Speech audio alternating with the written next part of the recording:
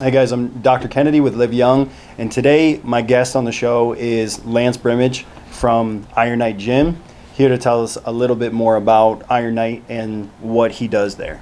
So, Lance, let's start with that. For those people that are watching who have never been to Iron Knight before, tell us about the gym, what you guys do there. All right, so basically we do nutrition, powerlifting, and personal training there.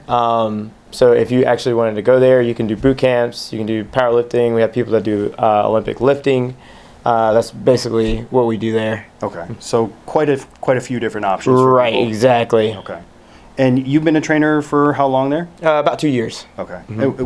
What is it that you kind of specialize in? You personally, what kind of training do you do? So me personally, I do. I'm working on tactical coaching right now, Okay. and then on the back burner, I'm doing hybrid coaching, which is like personal training online, Okay. and then I do boot camps too. Okay. So I do like the morning boot camps, and we have like about 6 stations, and people just do like a circuit there. Okay, so circuit training, boot camp style. Right, exactly. So, because I just found out about this, so Mm-hmm. tell me what tactical training is. What is that? So tactical training is basically how you get into fire academy and everything.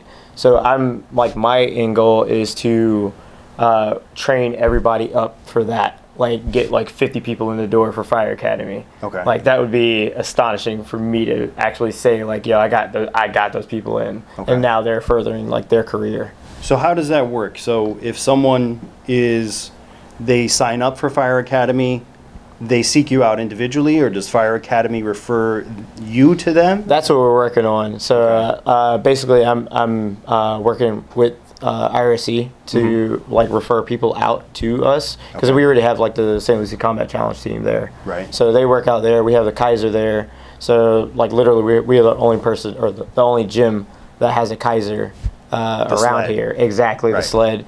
So we can do like a mock CPAT, and it'll help them out of getting like familiar with the course that they have to test for. Okay. Mm-hmm. Gotcha.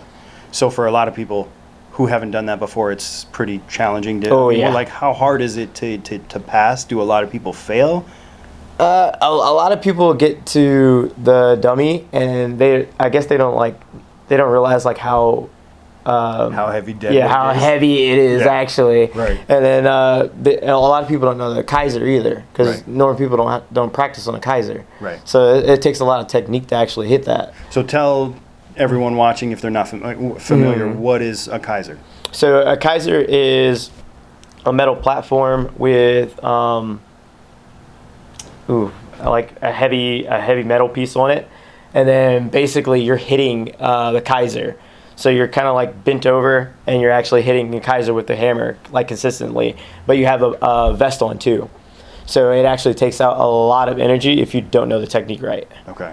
So you're basically, the sled is like this, you're standing on it, and you're trying to hit this metal object through. Exactly. With a sledgehammer? Right, exactly. Yeah. And then you have to go through a tunnel, and then you do the dummy drag. So it's a lot of technique involved into it. Right. And then there's stairs and climbing flights of stairs also involved? Yeah, so you do the stair climber for 3 minutes and 20 seconds, and then you go off and do the regular course. So you Gotcha. do a hose drag. After you do the hose drag, you raise the ladder. After you raise the ladder, you pick up tools, walk it around, come back, do the Kaiser, do the tunnel, and then you do a dummy drag Okay. with a vest on. Wow. Yeah. So- it's fun. What got you into that? What got you personally interested in doing that and helping people to do that? So I was initially going into fire school just to follow my stepdad's footsteps, and then I got into Iron Knight Gym as a boot camp. I met Corey and everything, and he was out of trainer that day, and then he asked me to run a boot camp for him. So Just to fill in? Yeah, just Kinda last minute? just to fill in last minute. Okay. And then literally I like fell in love with it. Yeah. So like all throughout fire school, I was doing that as a side job, and then I actually fell in love. So that's where my passion is. Okay. I don't blame you, to be honest with you. You know, a lot of the smaller gyms in the area, especially Iron Knight, I mean, they really kind of stand out because of the community and the environment that they've created there. Right. And I had known Corey and Ivy for years before they had started the gym. And when we sponsored their competition, I think it was a month ago, a little. Yeah, the Iron Nightmare. Yeah, the competition. Just seeing the community that you guys had created there made me like, I want to go here. Yeah. And then, I just dropped going to LA Fitness and training there because fortunately you guys got a heavy bag now. So, right. It's Thanks, awesome. Allison. It's awesome to be part of that. It's definitely a special place for people who haven't checked it out. And, that's one of the best things. I know that, not to take away from any of the other gyms that I work with, I know some phenomenal CrossFit gyms and martial arts gyms that have created the same sort of thing. Right. And that's where people really seem to do their best, is where they have friends and kind of a modern, healthier version of Cheers. You're not going to the bar, you're going to the barbell. Right, exactly. To go work out and do something with yourself. And I think that really works well for people, something I can get behind. So besides what you are passionate about and do there, what are the kind of demographic or the ideal people that go to or should go to Iron Night Gym? Oof. Yeah, I mean, even if you like want to get in shape or you have like a strong mindset of wanting to get in shape, you should come there. Because like you said, the culture is there. Whether you're doing powerlifting or you're doing boot camps, like everybody will help you out. Right. Like the dudes there are extremely like big. Like you'll get intimidated, but they're the nicest people in the world. Yeah. Like they'll give you the shirt off your back or off of their back. And preferably not take your own shirt. Yeah, exactly. Yeah. Trust me, they'll wash it and give it back to you. Trust me, they're really nice. But yeah, they're always like willing to help. It's crazy. It's really crazy. That's a good point, though, that you bring up. I think I noticed that with a lot of gyms. The people that are seasoned and experienced and have been there for a while, they're kind of the standouts. And that can be super intimidating for people who are just starting and maybe not fit or overweight and self-conscious about it. Exactly. What do you say to those people? Hi. Just be nice. I mean, like, yeah. What can you do to motivate them besides that? I mean, normally in my experience, those are the nicest, most humble people in the gym. Right. Those are the people you least have to worry about. And the crazy thing about it, like, you don't even have to like try to motivate them. Like, their motivation is you asking for help. That's their motivation. Right. And I know a lot of times personally, I enjoy when people ask me for help. A lot of times I want to, right. And I don't want to come off as like overbearing and trying to help people or tell them how to do stuff. So I just shut up until they ask me or say something, because I don't want to be that guy. But what's the best part about what you do? What do you enjoy the most about it? Seeing them work is like the best feeling for me, and then seeing them like progress like throughout their I guess their fitness career. Well, I wouldn't even say career, but their fitness journey. Like we have something called Nonskill wins. So non-scale win. So basically, if they can fit into like a smaller pair of pants, then that's a non-scale victory for them. Right. Which is like huge. Right. So it's not all about, oh yeah, I can lift like 300 pounds. That's crazy. Like, yeah, I can fit in something smaller. Right. Or, oh, I can wear shorts now. Like, that's a big thing for people. Right. And I think that's huge, because it's not just about how much you can lift. I mean, fitness should be about how healthy you are. Exactly. And a side effect of that is, your strength or whatever else, what other goals you have. But right. if you're not healthier in the end, that's awesome. Besides making your hilarious videos, which I recently found out you have had a 500,000 followers on Vine. Yep. Oh yeah. I didn't realize you were. I knew you were cool, but I didn't realize you were that cool. So, besides making hilarious videos, I mean, what else do you do? Like, what are you passionate about or do for hobbies? I love to paint. A lot of people don't know that. I love to paint. Oh yeah. Just making content, making videos. I just love to make other people shine. How'd you get into that? Like, just the Vine thing and making content. How did that even start for you? So basically, it came out in probably like 2012, 2013, and then it kind of blew up. It was starting to blow up, and I just started making like random videos. Okay. And I had like one random AT&T like voiceover with the little kids, and that blew up like crazy. Like I posted it one night, and then the other night it had like 200,000 views. Really? Yeah, and then like everything just started climbing from there. Wow. It's crazy. So, at 200,000 views for the one video, how many followers did you have? I want to say like maybe 5,000 at that point, but right, like the next, or like maybe like a week ago or a week after, I had like 100,000. Wow. And then it just kept growing and growing and growing. It's crazy. That is crazy. That's amazing, though. I mean, that's the power of the internet and social media, and like how quickly you can make it. You know, right. That's amazing. That's awesome. But it does show you like, yeah, you can't put everything online too. Mm-hmm. Like everything is sensitive online, so you don't want to put everything online. Right. Yeah, you can easily put the wrong thing online, and the same sort of thing happens. And you're that guy for the rest of your life. And then you're viral for the wrong reasons. Right. Yeah. Still, like, about the fitness and stuff, you know, do you take supplements personally? What do you like, and what do you recommend to your clients? So we recently got involved with a store in St. Lucie West called Superset. Mm-hmm. And they have everything that's natural, everything's clean. They always swap out their proteins. So what I use, I usually swap, but right now I'm using NutriBio, and for my pre-workout, I'm using Skywalk. Okay. Mm-hmm. So mostly pre-workout and proteins. That's right, exactly. And is that what you recommend for your clients that are just starting, looking to get healthier? Of course. And then like an intra workout, like BCAAs or Gatorade powder. Okay. That'll help them out get through a workout. Mm-hmm. Okay. Any other recommendations or anything you would think maybe someone who hasn't even dared step in the gym yet because they're still intimidated or self-conscious?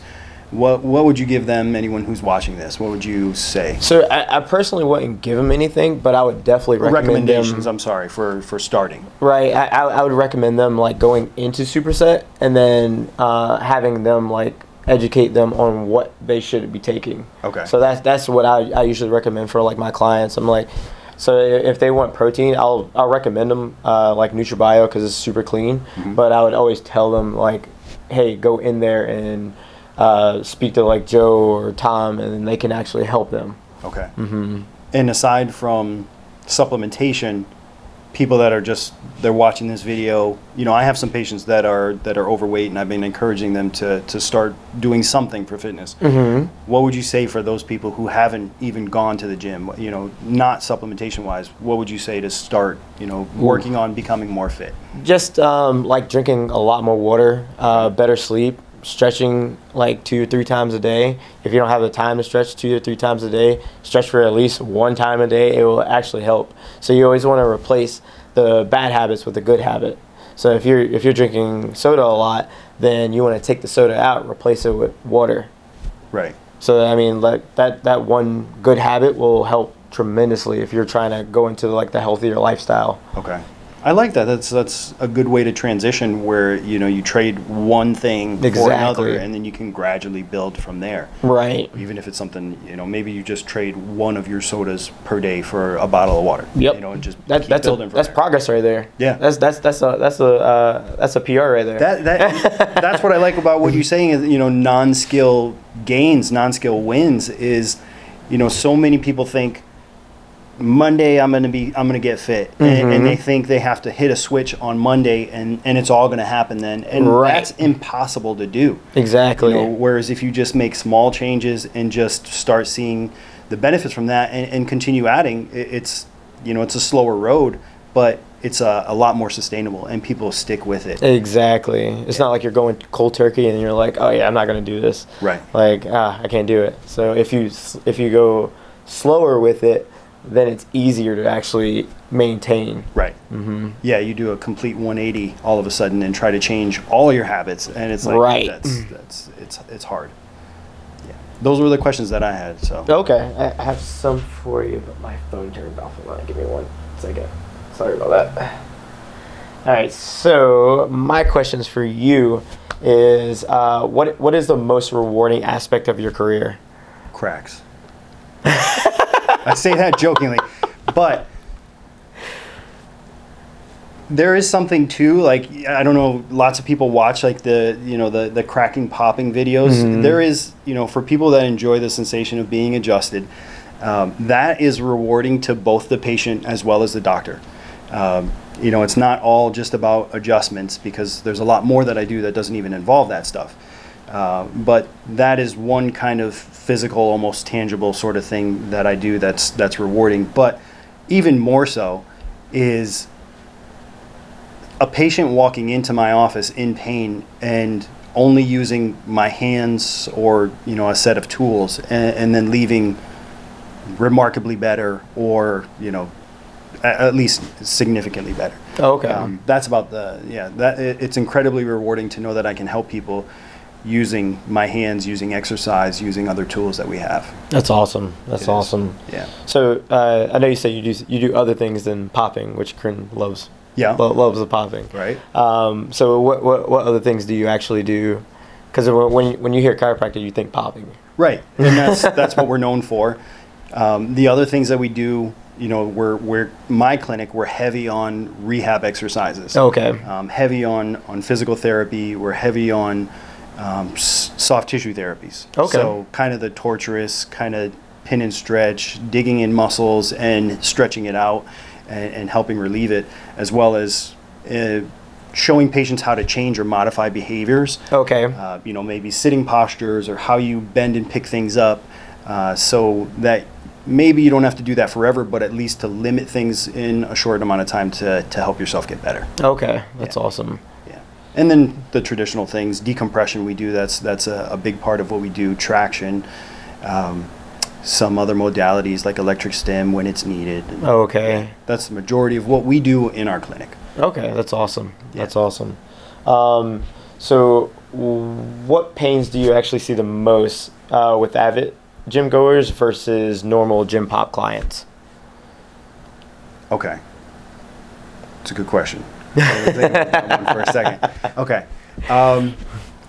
The most common things I see for whether it's gym or not, lower back pain. That's probably the most common thing. People kind of get overzealous, and especially people who don't have a good gym or coaching, they get into deadlifting and squatting, and those are phenomenal exercises. They're phenomenal exercises that every human should know how to do the right way. Right. But if you don't have someone watching you, or at least have the foundation to do it the right way from the beginning, they're really easy to hurt yourself, which gives those exercises a bad reputation, because they don't deserve it when done correctly. Right. But yeah, those are the things that I think really end up hurting people the most. And then I see a lot of shoulder injuries, rib displacements. Those are common things that are pretty easy to fix. Okay. Yeah. Yeah, I try to tell people, like, even if you see like a pencil on the floor, like, squat down, don't bend over to get it. Like, it's almost hilarious, because I have these power lifters who can pull 700-800 pounds from the ground, and they don't hurt themselves then. right. But it's like when they do, because they're set up perfectly, they're mentally engaged in what they're doing, and they're doing it with perfect form, and then they drop a pencil on the floor and they just haphazardly just fall over, and that's when they hurt themselves. Yep, of course. But I mean, it happens to powerlifters, CrossFitters, and people who don't even go to the gym. So, Oh, okay. yeah. So what made you get into your field? I am what we call a chiropractic miracle, and it's just a funny name we give to ourselves. Many of us who became chiropractors chose to do so because we were helped by chiropractors. Okay. So me personally, I had really bad lower back pain that was shooting down my left leg every time I stepped for the better part of 2 years. And I went, I have all the respect in the world for medical doctors. My uncle up north is one, and he did everything he could to help me. He sent me to different specialists in physical therapy and gave me medications, and we tried injections, and none of that worked. And I was at the end of the road, and I went to see a surgeon, And I didn't want to do that, but my life had just changed dramatically, so much so that I was ready to do even that. And fortunately, I had a bad experience with that surgeon, and I walked out of there saying, I'm never going to let that guy touch me. But I didn't know what to do at that point. So then someone suggested that I try a chiropractor, and I had heard the term, the name, the profession before, but I didn't really know anything about it. And I went, and after dealing with this for 2 years and being hooked on pain medication out of necessity, after 2 weeks I started feeling better, and then after 2 months it was completely fine. Okay. Yeah, so chiropractic helped me when the traditional methods were not able to help me. Right. So I always had that appreciation for it, and wanted to not in part give back to the profession, but also I wanted to be that option for my patients or for other people, and show people that there are better things out there, that there are natural ways, maybe not better, but there are other options besides medication and injections and surgeries. And again, not to take anything away from that, because I work with those doctors on a daily basis, and I fully appreciate what they do. I just feel like natural methods should come first, and when that fails, that's when we give you the medication, 100%. injections, and surgeries. 100%. Yeah. So yeah, chiropractic miracle. Yeah, that's the first time I've actually heard that term. Yeah, most people, unless you're a chiropractor in the field, you don't hear that. It's nonsense otherwise. There's a lot of crazy stuff about chiropractors that I'm not particularly fond of. Oh, really? Yeah, lots. What's the biggest one? The biggest one is the thing that we can never get away from is the subluxation, which is these tiny misalignments in the spine that only a chiropractor can even detect, and only a chiropractor can fix. And these small subluxations don't hurt, but they interrupt the flow of nerve conduction from your brain to your body, and through that it decreases your ability to be an optimal human being, and it will cause you to have all sorts of disease and problems, and you'll be a mess unless you go to your chiropractor twice a week for the rest of your life. And that doesn't make sense in any book, any anatomy, any physiology. And you go to any doctor outside of chiropractic, and it doesn't exist there. Oh, okay. Yeah, it's kind of that's our problem though. Yeah. That's interesting though. No, it's really interesting. It's not. I mean, it's an cool. internal struggle. Interesting, but yeah, it's kind of crazy that that was the initial philosophy for chiropractic when it started, when it was founded in 1895, and it was maybe made sense based on what we knew about the human body back then. But that was also the same time where medical doctors were using leeches, and cocaine was in many over-the-counter foods and products that people used without prescription. It was okay. And the world has come forward so much since then, but there are still chiropractors that cling to that philosophy, and we know better now. Right. Okay. If you could tell your clients one thing to do more consistently, what would it be? Move. Absolutely. Technology and advancement has helped us so much. We're lazier as a race, which is a good thing, kinda, that we've made these advances, but we don't do that much. Humans were made to move and rove and catch things and farm, and nowadays we just sit and put a microwave dish in the oven and sit down in front of the TV, and that's it. A lot of people don't get much activity or exercise at all, and that's one thing I think that would help just about everybody out there. Yeah, because now you see everybody on like the little hoverboards. Yes. Instead of like on skateboards, like you're still doing physical things when you're on a skateboard, dude. Right. You're like, keep going. Yeah. So yeah, moving on a Segway or a hoverboard doesn't count. Right. Move your own feet, your own butt, move it. That would help you tremendously. Awesome. I tried to get it before it got out. I'm sorry about that. It's all right. All right, so we're going to talk about TRT. So what's a good age to start TRT, and what would benefit someone from being on it for a year?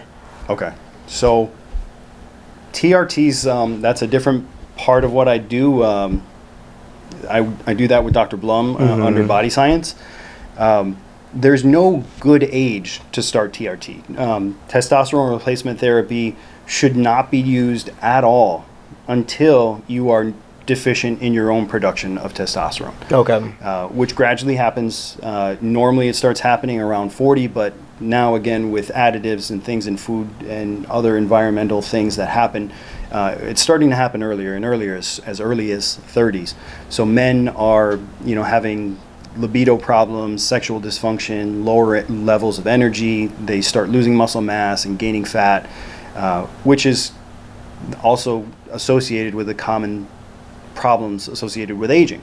So many people just chalk it up to, I'm getting older. I'm not 20 years old anymore.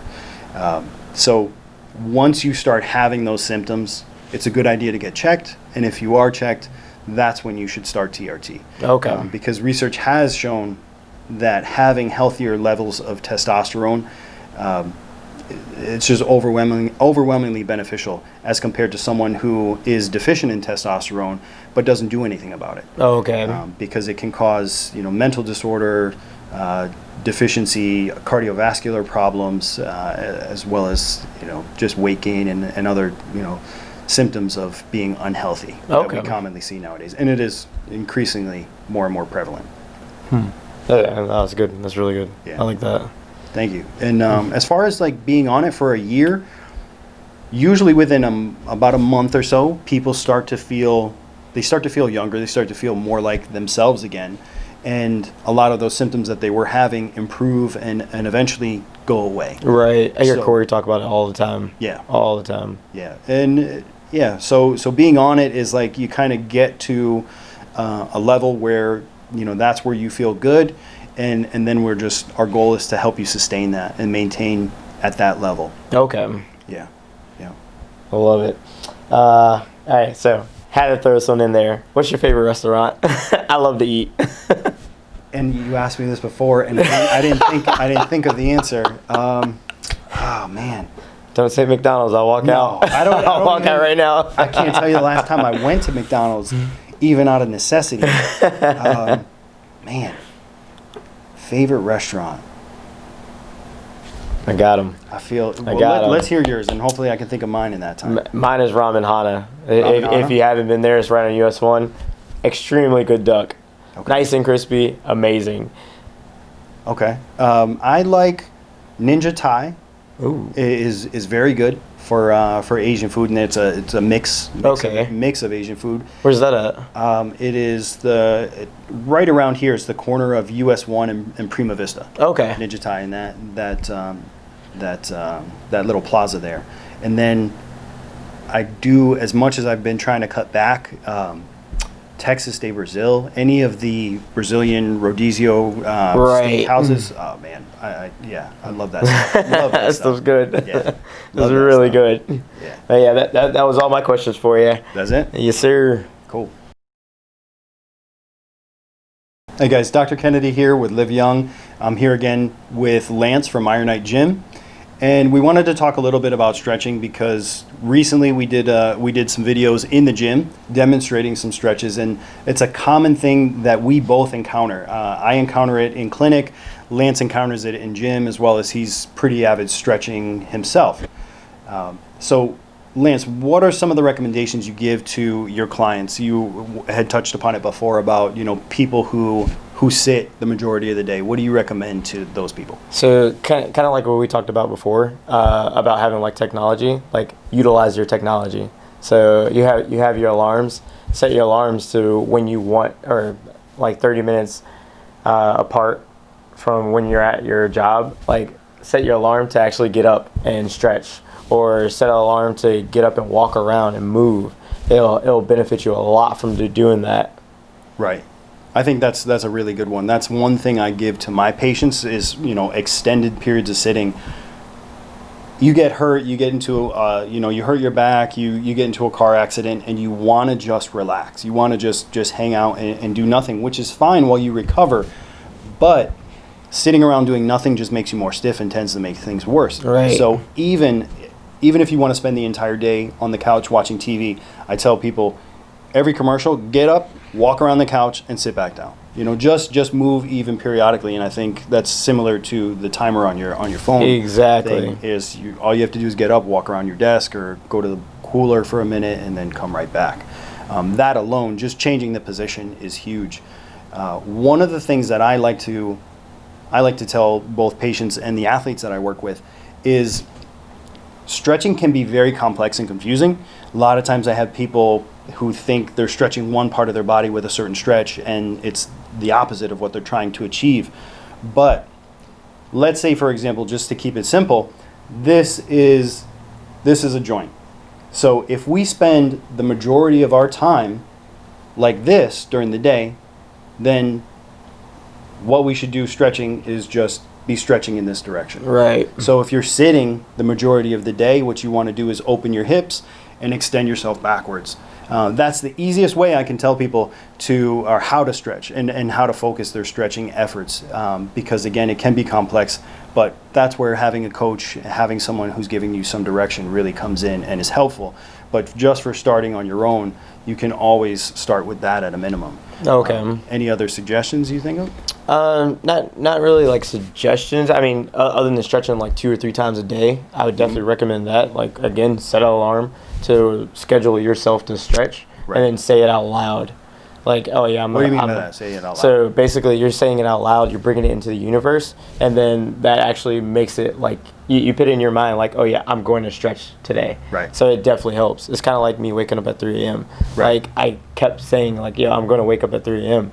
and it actually like started clicking. Right. So now it's just routine now. Right. So you're making that routine to stretch. I like that. I actually like verbalizing something, because that's you saying it. That makes it a little bit more real in your head. Exactly. And if you don't do it, you're contradicting and letting yourself down. Right. So it's like you're almost committing yourself by saying something or saying it out loud or writing it like that. Right. That's And like, if you don't do it enough times, you're gonna ask yourself like, yo, why am I letting myself down? Right. I need to keep doing this. Right. I like that. I had another question about like the older generation that they don't get out, they don't do like a lot of moving. So what would you recommend for them? Walking. Yeah, walking is, I mean, it's the most primitive, basic, and effective form of exercise. So, people that are confined to a chair, whether it's because of their job or because of their age and activity level, that's the simplest thing you can do. Even if you're tight, just through walking and spending enough time walking, you will loosen up. Right. So it doesn't have to be complex. Like I said, there's thousands of different stretches that you can do, and you can get confused in all the different options, but simplifying it down to just doing the opposite of what you have been doing, or finding something as simple as just walking and getting yourself moving, that's more than enough of a start. Right. I mean, yeah, the ancient human beings were incredibly thin because they didn't have cars, and I don't think they even had horses for a long time, so they walked everywhere. Right. Everywhere. And even bodybuilders nowadays, they, with all the tools that we have in the gym and all of the different medications that they use to burn fat, their method of choice is walking. Right. Because it burns fat and helps retain muscle, and there's not many things that are effective at it as walking. And then you can throw an audiobook in, and then Right. you're learning as you're walking. Multitasking, Like. you can still do stuff. Even if his walking is boring for you. I enjoy it. I do it at least once a week, where I'll go for a week-long walk with a weight vest or something on and listening to an audiobook. Yeah. That's really good. Yeah. All All right, man. Thank you. I appreciate it. Yeah, my pleasure.